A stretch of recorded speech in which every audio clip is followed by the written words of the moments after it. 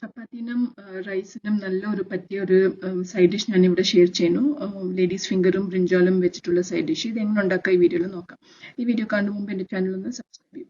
ആദ്യം വെണ്ടക്ക നന്നായിട്ട് കഴുകിയിട്ട് അത് ലോങ് ആയിട്ട് കട്ട് ചെയ്തിട്ട് അതിൽ നിന്ന് 2 സ്പൂൺ ഓയിൽ നന്നായിട്ട് അതൊന്ന് ഫ്രൈ ചെയ്താൽ ഉപ്പിട്ടിട്ട് ഇത്തിരി ഫ്രൈ ചെയ്തിട്ട് അത് മാറ്റി വെക്കാം. പിന്നെ അതേമാതിരി ബ്രിഞ്ചാളും ലോങ് ആയിട്ട് കട്ട് ചെയ്തിട്ട് കുറച്ച് ഉപ്പിട്ടിട്ട് 2 സ്പൂൺ എണ്ണയിൽ നന്നായിട്ട് ഫ്രൈ ചെയ്തിട്ട് അങ്ങോട്ട് മാറ്റി വെക്കാം.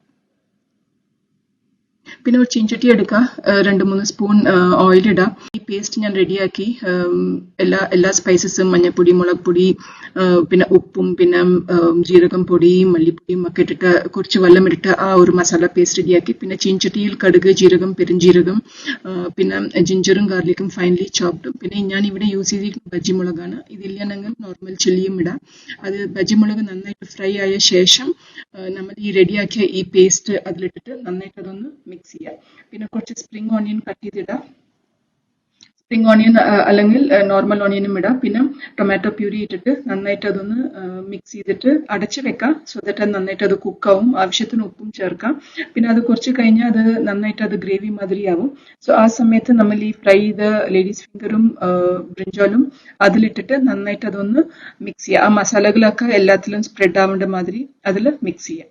സോ ഇൻസ്റ്റെഡ് ഓഫ് ബ്രിഞ്ചാൽ പൊട്ടാറ്റോവും യൂസ് ചെയ്യാം. സോ ഇത് നന്നായിട്ട് ഇത് മിക്സായി. പിന്നെ കൊത്തമല്ലി ഇടാം, കുറച്ച് ഗരം മസാല ഇടാം.